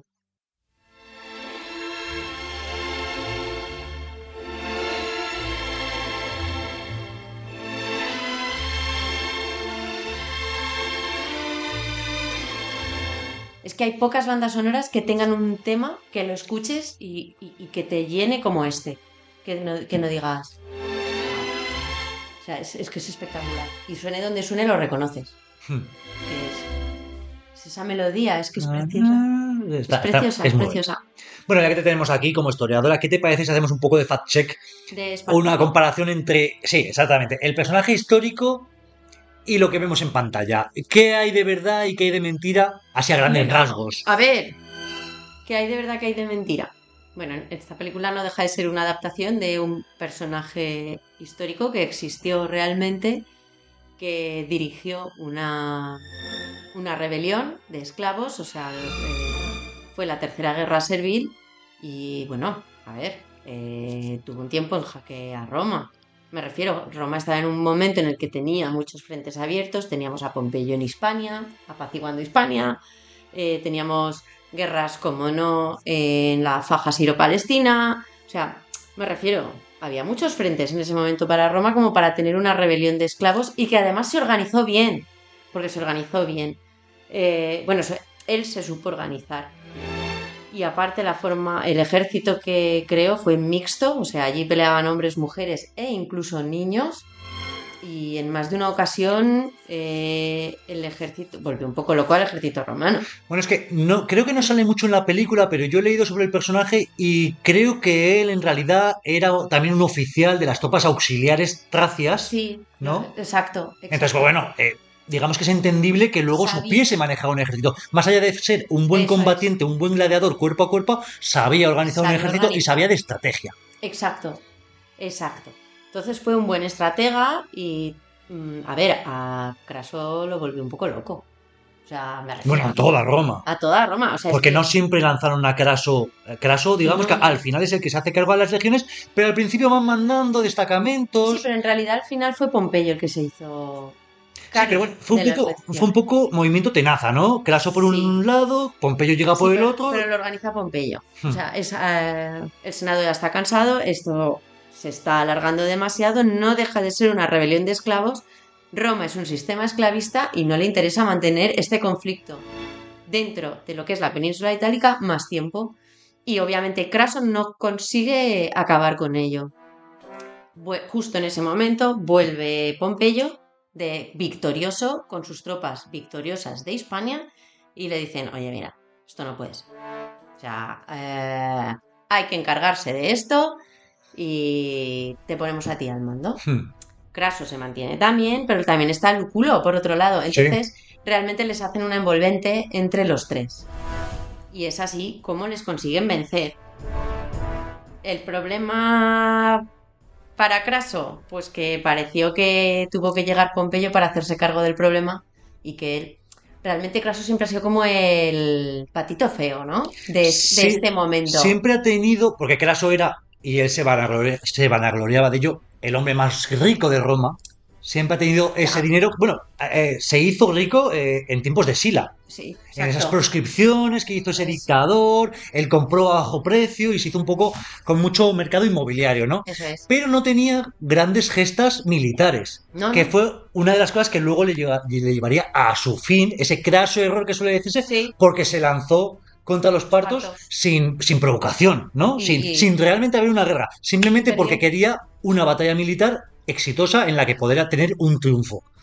Cosa que sí que tenía Pompeyo, cosa que terminaría teniendo César, como miembros de su triunvirato me refiero, pero él le faltaba esa gran victoria. Es que le faltaba esa gran victoria porque le faltaba la capacidad que tenían, por ejemplo, Pompeyo y Julio César, de ser buenos estrategas. Y él no lo era. O sea, él fue, políticamente, económicamente fue un gran estratega, sí. Militarmente, no.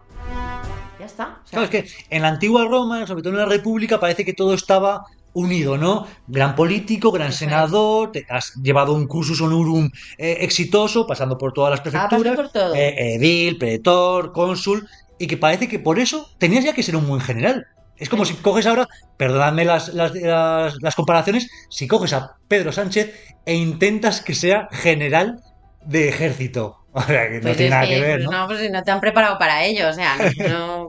Pero él sí estaba preparado para ello, pero tú tienes que tener una visión de estratega y no todo el mundo somos estrategas. Que seas bueno en una cosa no significa que lo seas en la otra. Tú puedes ser una persona súper inteligente en muchos sentidos, pero no tener la visión adecuada para llevar un conflicto o una batalla a buen puerto. Y eso es lo que parece ser que le pasaba a Craso.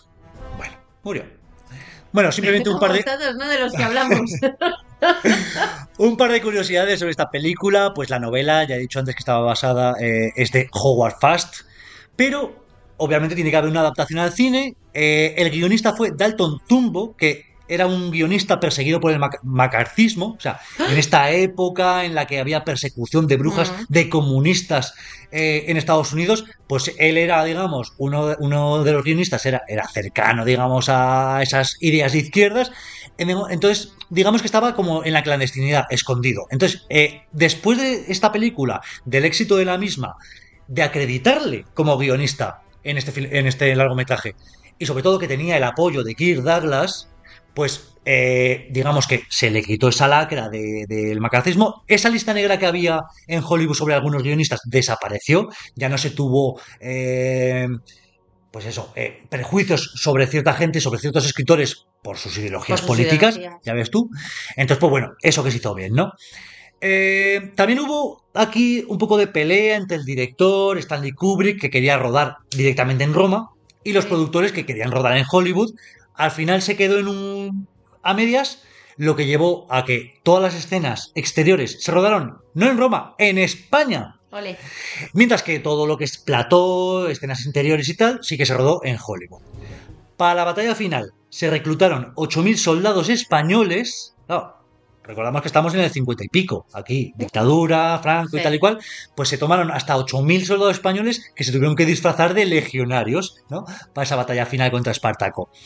Y bueno, la verdad es que Kirk Douglas no debía ser un tipo fácil, terminaba discutiendo con todo el mundo, con el director, con el guionista, con el tal, con el cual, y eso alargó bastante el rodaje y encareció el presupuesto, porque al fin y al cabo, al principio iba a tener simplemente 5 millones para hacer esta película, se terminó extendiendo hasta 12 millones de presupuesto, pero por este alargamiento del rodaje. Pero tranquilos que, bueno, lo recuperaron con creces porque tuvo 60 millones de recaudación, que no es de las que más tienen, de las que estamos nombrando hoy, pero creo que a la larga es la que más trascendencia ha tenido, porque lo que digo, yo creo que todo el mundo ha visto Espartaco, ¿no? Sí. Tuvo 4 premios Oscar y, bueno, digamos que se ha reestrenado en varias ocasiones pero con varias diferencias. Por ejemplo, en el 67 se volvió a estrenar, pero con 23 minutos menos. ¿Y qué quitaron? Quitaron, pues, sobre todo temas de batallas, digamos que buscaban a lo mejor, cortaron temas de batallas por tema de violencia, cortaron, pues, a lo mejor escenas que alargaban en exceso la película, pero luego en el 91 hubo otro reestreno que recuperaron esos 23 y de repente aparecieron otros 14 minutos que habían sido censurados en su estreno original. Por ejemplo, batallas más violentas que supongo que subían la calificación por edad, y también esta escena de Craso y Antonino, esa seducción del patricio sobre el esclavo, cuando tienen esta conversación simbólica de ostras, ¿a ti qué te gustan más, las ostras o los caracoles? Ahí estamos hablando de si te gustan los tíos o las tías, ¿no? Correcto. Entonces, pues bueno, digamos que esto también se censuró, pero bueno, a día de hoy podemos ver la película en todo su minutaje, ¿no? Y hubo una especie de secuela que era El hijo de Espartaco, porque si te acuerdas, la película acaba como que Espartaco ha tenido un hijo con Varinia. Sí. Él no lo conoce hasta que está en lo alto de la cruz, porque es crucificado. Sí. Y se lo enseña a Varinia, que va a Combatiato y tal, en carro, ¿te acuerdas? Pues esta película, digamos, va un poco sobre eso, sobre el hijo de Espartaco. Pero bueno, sin pena ni gloria, lo que sí que tuvo gloria es la serie que tuvimos hace unos pocos años de Spartacus, Sangre y Arena, que ojalá podamos hablar de ella también en algún momento. Ojalá. No hoy, pero en otra reacción de Robin. Sí. Yo creo que sí, ¿no? Se lo merece. Sí, que no lo hemos comentado, que efectivamente los esclavos perdieron y Roma les aplicó su castigo favorito, que era la crucifixión, y se les crucificó a lo largo de toda la Vía Apia, que no era corta, precisamente. Ostras, si cada 2 o 3 metros tenemos a un crucificado, Sí. ¿cuánta Eso gente habría ahí, no? se ve muy bien también en la serie, Hmm. precisamente. Hablaremos, que hablaremos de la serie algún Ya día. hablaremos algún día. Vamos a hablar hoy de la siguiente película, que es la que cierra un poco este ciclo de 5 películas antiguas. ¿Con qué película cerramos este ciclo de películas? Con Cleopatra. ¡Wow!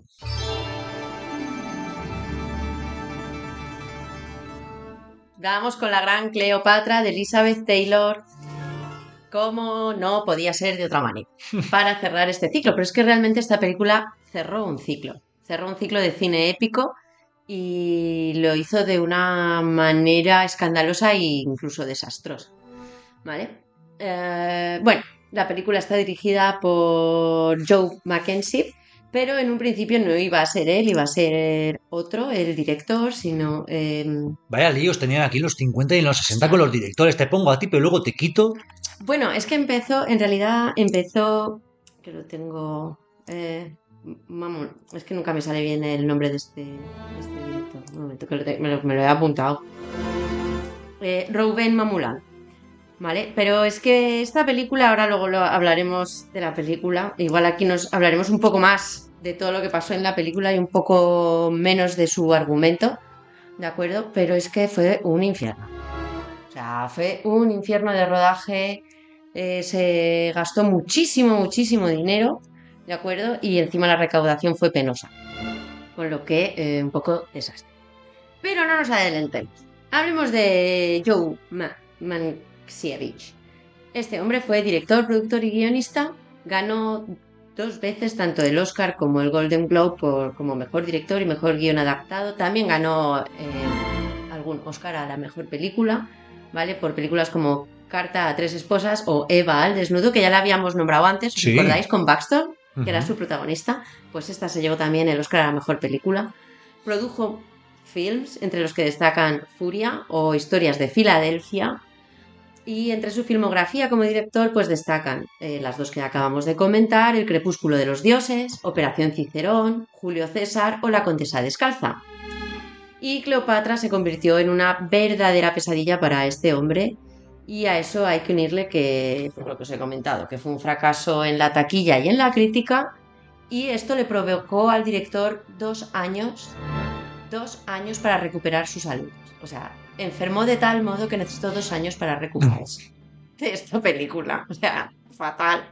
Vaya dolores de cabeza. Vaya dolores de cabeza. ¿Quién encontramos en el elenco? Bueno, pues Elizabeth Taylor, lo digo ya, es una de mis actrices favoritas, la adoro. Ella hace de Cleopatra, está preciosa. O sea, está preciosa en todas las escenas. Y aparte de guapa, Elizabeth Taylor tenía otra cosa, y es que era muy lista, como Cleopatra. y consiguió firmar un jugoso contrato lleno de cláusulas todas a favor de ella y con un sueldo de $1 millón, que no era moco de pavo para la época. Claro. O sea, tenía el sueldo más elevado de la película. Y en una de esas cláusulas fue que ella podía opinar sobre quién quería que la dirigiera. Ujú. Al otro director no se lo despidió porque ella no quisiera trabajar con él. Se lo despidió y luego lo comentamos por otras razones. Pero sí que ella dio el nombre de 2 directores con los que quería trabajar, que uno pues era Joe, el que finalmente hizo la película, y bueno, la 20th Century Fox dijo, venga, vale, vamos a darle el gusto. Pero realmente es que había una cláusula allí en la que ella tenía mucho peso Estaba en su esa derecho, decisión. ¿no? Sí. Luego encontramos dentro de esta película y dentro de esta actriz, ¿vale? Que no se llevó el Oscar, ni nada por ella, pero ha ganado 3 Oscars, 5 Globos de Oro y un Oso de Plata. O sea que esta mujer pues lleva lo suyo en premios. La hemos visto en Gigante, El árbol de la vida, La gata sobre el tejado de zinc, De repente el último verano, Una mujer marcada o Quién teme a Virginia Woolf, entre otras películas. En esta película comparte reparto y un tórrido romance, tanto en la película como sucedió en la vida real, ¿Qué con me dices? Richard Barton. Este actor británico interpreta a Marco Antonio. Ha sido el gran amor de la vida de Taylor, pero vamos a centrarnos un poco en dónde lo hemos visto. A Barton, que es un gran actor que ha sido nominado 7 veces a los Oscar, aunque nunca se los llevó, pero sí que he contado con 2 BAFTA, 2 Globos de Oro, 2 premios de Donatello, el premio Tony al mejor actor de obra musical, o sea, muy galardonado. Pues lo hemos visto en las lluvias de Ranchipur, en Beckett, El día más largo, La noche de la iguana, Ecus, La mujer indomable, Quién teme a Virginia Woolf, pero destaca por haber participado junto a Rex Harrison, que también aparece en Cleopatra encarnando a Julio César, Ujú. por un film de 1969 denominado La escalera, que es una tragicomedia LGTBIQ+. Ah, vaya. Bueno, de temática gay en aquel momento, en el que ambos encarnan a una pareja de periodistas gays. Richard Barton con Rex Harrison. Sí, Ostras, pues, con su compañero en esta película, en Cleopatra. pues hay diferencia de edad. Sí, Al igual que la había entre Julio César y Cleopatra. también. Pero ahora llegamos a esa parte. Y Rex Harrison lo encontramos también actor de cine y teatro británico. Dará vida a Julio César y él sí se llevó el Oscar por su papel como Julio César. Me gusta mucho cómo hace Rex Harrison aquí de Julio César. O sea, No, no se creo. lo llevó, pero estuvo nominado. Estuvo perdón. nominada. No, sí, estoy viendo aquí los premios. Se llevó 4 Oscars la película, pero Sí. bueno, menores, dirección Sí, artística, eso es. cosas así. Pero tenía muchas nominaciones, o sea, quiero decir que... Sí. A ver, luego hablaremos un poquito de la película. No nos quedemos con que fue un fracaso porque es una obra maestra del cine y como tal está recogida, Hmm. actualmente. Lo que pasa que... Tenía mucho presupuesto y claro, cuanto más presupuesto tienes, más recaudación tienes que lograr para que y compense. no fue así. Hmm. Y en aquel momento ya tampoco se entendió este despliegue ni de medios ni de la película en sí. Pero bueno, vayamos al argumento. La película comienza cuando un victorioso Julio César, que acaba de terminar pues, la guerra civil, La batalla de Farsalia, creo que empieza así la película. eso es, se ve obligado a viajar a Egipto para dirimir en un conflicto que hay entre hermanos por ver quién va a gobernar realmente Egipto. Porque Ptolomeo y Cleopatra. exacto. Ptolomeo, XIII, creo que es, y una joven Cleopatra que era Cleopatra VII. Que se supone que tenían que cogobernar, Tenían pero que claro, cogobernar. que Ptolomeo le dijo ya tal. Sí, pero es que, a ver, en teoría estaban casados, ¿no? Porque era la Hermanos y costumbre amantes. entre faraones. Hmm. Bueno, amantes no, porque él era un niño Bueno, y ella era una adolescente, pero era muy normal en la cultura egipcia que se casaran entre hermanos porque había que mantener la pureza, ya que venían en teoría de los dioses. O sea, eran una encarnación de un dios en la tierra, entonces pues no se podían juntar con un mortal. no podías diluir la sangre. Claro, no se podía diluir. Total, que bueno, pues que era una tradición, entonces estaban casados, pero él quería mandar y realmente aquí parece ser, y así la retratan también las fuentes, la inteligente y la política y la astuta era ella. Era una mujer súper preparada, Y bueno, pues llega nuestro Julio César aquí en la película y se queda precisamente asombrado por esto, ¿no? Porque es preciosa esa escena que aparece En la alfombra. en la alfombra, ¿no? Así, por que se desenrolla, aparece ella guapísima ahí y aparte se da cuenta de que es muy inteligente y que tiene una gran capacidad política. Entonces, pues, la elige como reina y la pone a ella como reina y termina casándose en la película con ella y teniendo un hijo, Cesarión. La película transcurre durante el mandato de César o el... Sí, cuando al acabar la guerra civil es elegido dictador, ¿no? Exacto. Primero por un año y luego ya vitalicio. Eso es, correcto. Y hay un momento, bueno, César tiene que volver a Roma para atender sus asuntos como el dictador que es. Sí.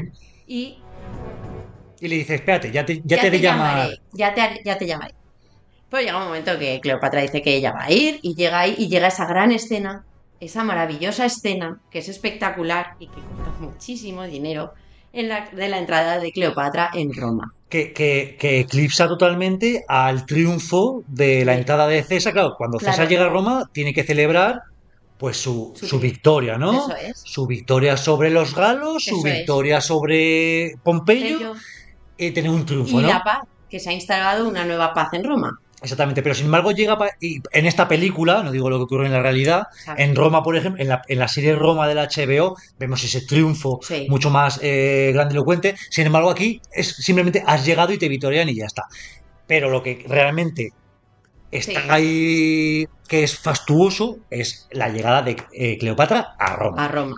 Con esa esfinge, esos Sentada con los esclavos. esclavos tirando de la esfinge precisamente, o sea, y llega y además con un Cesarión a su lado, o sea, es que es como, aquí he llegado yo Y mi hijo.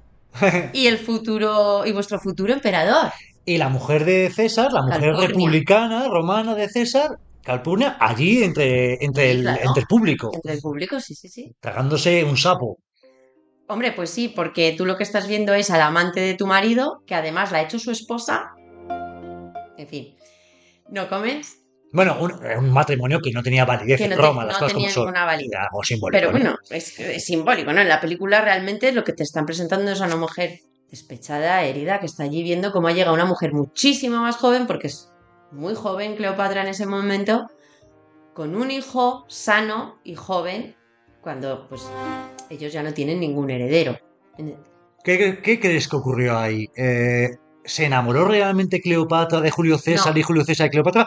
¿O ella estaba mirando a un ser poderoso del que podía aprovecharse para medrar ella también? Yo creo que ella fue muy inteligente y jugó sus cartas para mantenerse en el poder. Claro, en plan, para ser yo faraona o faraón y el bien de Egipto, tengo que acercarme a Julio César, que es el que manda ahora en el mundo. Bueno, es que ella quería seguir siendo la reina de Egipto y no quería una administración romana, que es lo que luego se instauró en Egipto. O sea, y si tenía pues el beneplácito el que en aquel momento era la persona que más mandaba y aparte le había dado un heredero, un aparente heredero, pues ella estaba asegurándose su propio futuro y el de Egipto. O eso es lo que ella intentó en aquel momento. ¿Qué ocurre? Muere César. Bueno, aquí nuestra amiga vuelve a su casa, vuelve a Alejandría, vuelve a Egipto y ocurre lo que tanto nos duele a ti, a mí o a nuestra queridísima amiga Lara, a la que saludamos desde aquí. Muere Julio César. Asesinado. Acuchillado. Y bueno, un nuevo triunvirato. Aquí. Bueno, ahora ya sí que hubo ahí un gobierno llamado triunvirato, ¿no? Entre sí Lépido, Marco Antonio y Octavio. Se reparten después de que vencen a los enemigos de Julio. A los que habían matado a César. O sea, vuelve a guerra civil de nuevo, purga de nuevo y se instaura la gran paz, digamos. Y tenemos, por un lado, que se nos queda ya a nuestro querido Octavio, se queda en Roma. Y Marco Antonio se queda con Egipto, que es el granero de Egipto, es el granero de Roma. Y a Lépido le dan África. Sí, a Lépido le dan África. Esto se ve en esta película y también lo vemos en la serie de Roma, ¿no? ¿Cierto? Y luego Marco Antonio se va a Egipto y bueno, y ahí sí, en la película está la gran historia de amor, ¿verdad? Entre Marco Antonio y Cleopatra Marco tuvieron Antonio, 2 hijos, ¿no? tuvieron 2 hijos, exacto. Y Y ahí también tenemos una trama política de Octavio contra Marco Antonio para decir, mira, le han cautivado, le han cautivado. esa reina de Egipto le ha metido ideas en la cabeza, se ha orientalizado, A ya no ver. es romano. Es que nos estábamos volviendo a encontrar con capítulo César número 2, en el sentido de que, para empezar, tenemos a una mujer con un niño que dice ser hijo de Julio César, cuando el heredero es el sobrino, es Octavio. Y ahora Hijo adoptivo. Hijo adoptivo. Pero que además él lo tiene muy claro, Sí. ¿no? Porque es el hijo romano, Es el, el hijo el otro es el romano. hijo biológico, pero claro, con una egipcia. Marco Antonio está casado con la hermana de Octavio, Octavia. Octavia. Ujú. Y se ha alargado a Egipto y ahora tiene una historia otra vez con Cleopatra. O sea, tienen otros 2 hijos. O sea, es como... Parece un reboot, pero un refrito. Es como, pero... En plan, me estás contando la misma historia otra vez y me Sí. estás cobrando por ella. Y bueno, y al fin y al cabo se desata una nueva guerra por el poder entre Marco Antonio y Octavio, que aunque le llamamos Octavio, su nombre después de la adopción es Cayo Julio César. Exacto. Llamado Octaviano, pues porque Bueno, era el nombre de su padre, para diferenciarle, ¿no? Sí. Del auténtico. Bueno, Pero él es César. sí, bueno, de hecho en otra serie, en Domina, Ajá. ella siempre le llama Julio, Sí. si te das cuenta. Ujú. Pero bueno, terminará denominándose Augusto. O sea que... Pero bueno, Cuando sí. ya se queda como dueño y señor de toda De todo. Roma, Princeps. Bueno, yo creo que antes de... con su entrada ya en Egipto, cuando ya vence a Cleopatra Marco Antonio, creo que ya tiene. De Augusto. No lo sé ahora, la verdad. Lo siento, ya me disculparéis, pero en este momento No importa. me bailan fechas. Y... bueno, pues nada. Guerra. Batalla de Actio. Y... Ya ha terminado la película. No termina ahí. Batalla de Actio, pierde Marco Antonio, vuelven a Alejandría, están sitiados, tienen a los romanos a las puertas del palacio, hacen creer a Marco Antonio que Cleopatra se ha muerto, Ajá. Marco Antonio se suicida, que en realidad Cleopatra en teoría ha llegado a un acuerdo con Octavio o con Augusto. Pero cuando ve lo que realmente ha hecho Marco Antonio y ve a Marco Antonio muerto, después de capitular el reino y la ciudad, ¿qué hace Cleopatra? Se envenena, ¿no? Se suicida. Se suicida también. Sí, se suicida. Bueno, no sé si ahora se envenena o si se clava algún puñal, no recuerdo. No, se suicida con la serpiente, con el Con la aspid. serpiente, es verdad, bueno, se envenena haciéndose, Se envenena, dejándose morder. Se deja morder. Es cierto, con es el cierto. aspid, sí, sí. Ujú, ujú. Y es que lo mejor es que todo esto sucedió de verdad. O sea, Sí. lo estamos viendo en la película, pero es que sucedió de La película verdad. está muy bien. La película está muy bien en muchos sentidos y nos hemos extendido un poco contándolo porque realmente esto es lo que fue. Es que fue Bueno, así. es que en realidad, a ver, la película se llama Cleopatra y es que esto es un biopic sobre Cleopatra. Es un en lo que biopic. Está basado en... Sí, como todo esto siempre Es adaptada, ¿eh? se apoyan en novelas Sí. porque es más fácil de seguir, lo adaptan luego Eso a un guión es. cinematográfico, pero bueno, por no coger porque parece que queda mal, adapto la historia real, ¿no? Sí, Siempre parece que es más fácil seguir una novela ya trazada. pero es que realmente es que está también la película, no solo utilizaron el libro, ¿no? La adaptación de The Life and Times of Cleopatra, sino que es que también utilizan a Plutarco, a Suetonio, a Piano, o sea, A las fuentes. recurren a las fuentes, cosas que hemos visto en directores más de hoy en día Que no que lo hacen. no lo hacen. Y la película es maravillosa. La película es una pasada. Ahora, esta película fue un puñet. Perdonadme. Esta película fue un infierno, ya lo hemos dicho antes. Grabarla, todo. En un principio, como os he dicho, se contrató a Mamulán para esta filmación, ¿vale? Este hombre pasó las primeras 16 semanas habiendo grabado únicamente 10 minutos de material. Tenía a Elizabeth Taylor convaleciente en el hospital con neumonía, que la tuvieron que intervenir de urgencia con una operación, porque estaban grabando en Londres. Es que el baño con leche de burra, esa leche estaba fría. Estaba fría. Y los dos actores que iban a encarnar inicialmente a Julio César y Marco Antonio, que eran Peter Finch y Stephen Boyd, cogieron y dijeron, en esas 16 semanas, ¿vale? Le dijeron, oye, mira que nos vamos, que vamos a hacer tenemos otros proyectos, porque veían que eso se estaba alargando, y llevaban gastados ya 7 millones. Wow. Sin contar el $1.000.000 aparte que era para Elizabeth Taylor. Que eso que no se lo toquen. Exacto. Pues este hombre fue despedido porque no fue capaz de manejar la situación. Como hemos dicho, Elizabeth Taylor hizo valer su contrato a la hora de elegir un nuevo ¿Director? director. Y luego también durante este rodaje, Elizabeth Taylor y Richard Burton, que se habían conocido unas semanas atrás en una fiesta, se enamoraron perdidamente. Esto fue muy sonado, muy escandaloso. Él estaba casado, ella era viuda y tenía una nueva pareja. Menuda campanada. Fue una campanada. La prensa a todas horas sacándolos en las revistas, en los diarios, en la televisión. La 20th Century Fox volviéndose loca porque lo querían acallar, pero hasta que se dieron cuenta de que eso en realidad era un montón de publicidad gratuita para la peli. Que luego esto supuso desavenencias entre el director y la 20th Century Fox, porque cuando llegó el momento, o sea, Taylor se mejora, se contrata a un nuevo Julio César, a un nuevo Marco Antonio, se van a Roma, esta película se grabó en Roma, están rodando en Roma y mientras están allí pues sucede pues ya lo que hemos dicho, todo el romance y todo esto, y luego ya finalmente, después de un duro rodaje, porque hubo también más problemas durante el rodaje, llega el momento de la postproducción. La película dura 4 horas en aquel momento. Y entonces Joe Mackenzie, que nunca me El director.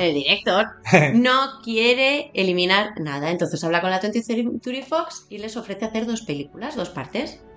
Cleopatra parte 1 y Cleopatra parte 2. Sí. Algo que está muy de moda ahora. Actualmente sí, pero en aquel momento dijeron que no. Le dijeron que no porque se iba a perder el tirón de toda esa publicidad y esa expectación que había creado el romance entre Taylor y Burton. Te garantizas la parte 1, pero luego la parte 2, ¿quién se va a acordar de ella? Ahí está. Entonces le dijeron que no. Lo medio despidieron. Pusieron a otra persona a preparar el corte. Eliminó bastantes minutos. No les debió de gustar mucho porque volvieron a llamar al director. Les impuso una serie de condiciones y finalmente aceptaron el metraje que salió en el cine, que son 3 horas y media. Que ya vale. Que ya vale. Y no es de la más larga que vamos a hablar hoy, o que hemos hablado hoy, mejor dicho. No, pero esto marcó un antes y un después. De hecho, fue la última que se hizo y prácticamente hasta finales de los 90, principios de los 2000, no se volvió a plantear este tipo de películas. Ahora comentaremos un poco sobre ese tema. Vamos a hablar de números. Presupuesto. Venga. 31 millones de dólares. Recaudación. No llegó a los 58 millones. Claro. Es que se quedó muy corta. Pero he de decirte que esta película tuvo 58 millones de recaudación. Hemos dicho antes que Spartacus tuvo 60 y fue un éxito. ¿Cuál es la diferencia? Que Spartacus era de 15 millones y esta es de 31. Claro, o sea, ahí el está. doble. Entonces, para que veáis lo importante que es controlar el presupuesto. Muchísimo. Porque un presupuesto menor luego no necesita tanta recaudación para ser un éxito. Uh-huh. Sin embargo, aquí estamos viendo casi la película que acabó con la época dorada de los Peplum. Acabó y además es que en las críticas se nota como que la gente estaba un poco cansada de este tipo de cine, ¿no? O sea, la crítica fue muy dura. Dijeron que, bueno, que se había sobrevalorado la puesta en escena. Hombre, es pretenciosa. A ver, es preciosa. Pero, ¿estabas tú en Roma en el 50 a.C.? A ver, la entrada de Cleopatra no fue así, ¿vale? No fue así en la vida real, en la historia, en Roma.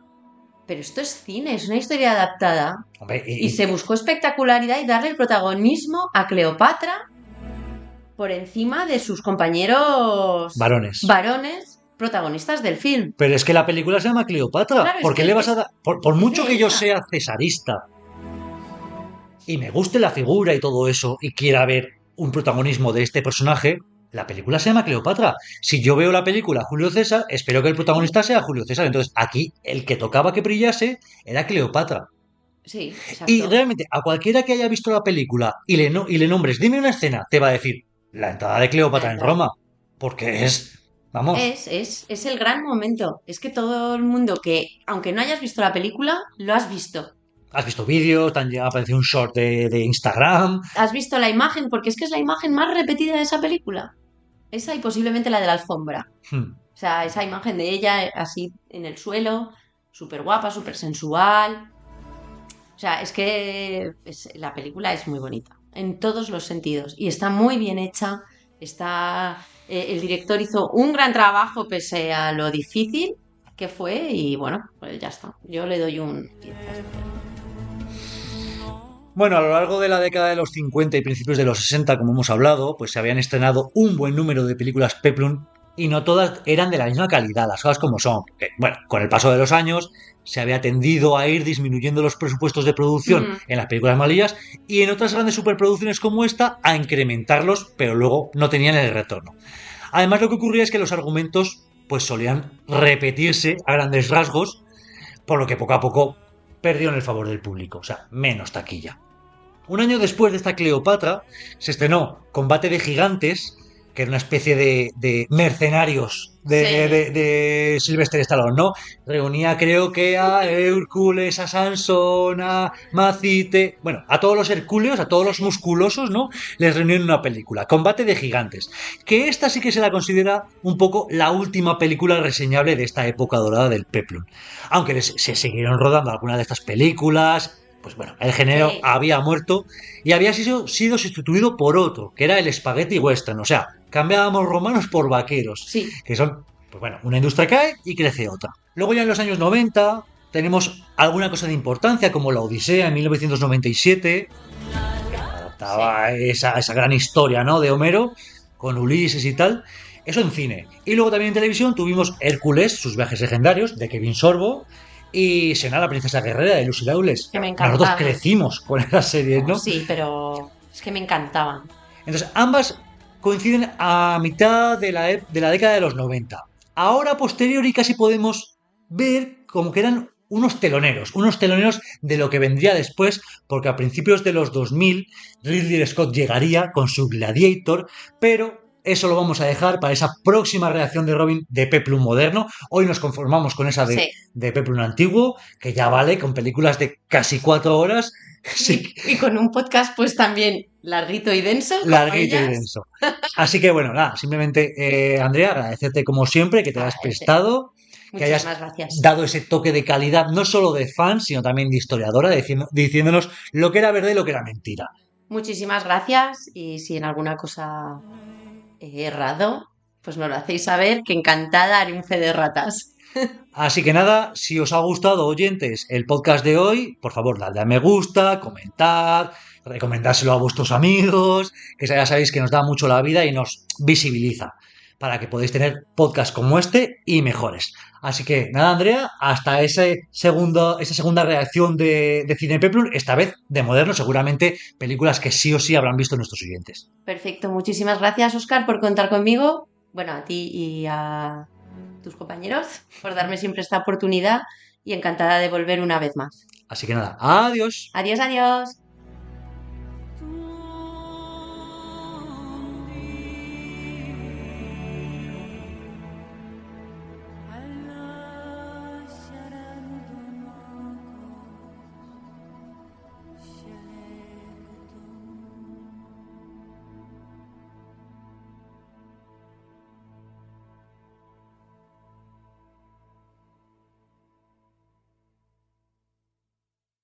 No sé si comprarle una de estas camisas a mi padre. ¿Y por qué no le regalas el cupón extra día del padre de la ONCE? Que son 17 millones. Es que mi padre es muy de camisas. No sé si es muy de 17 millones. Yo con 17 millones nunca le he visto y con camisas de cuadros sí. 17 millones pueden ser un buen regalo de padre. Haznos caso. Regala el cupón extra día del padre de la ONCE. El 19 de marzo, 17 millones de euros. Cupón extra día del padre de la ONCE. No te quedes sin tu cupón. 11. Bien jugado. Juega responsablemente y solo si eres mayor de edad.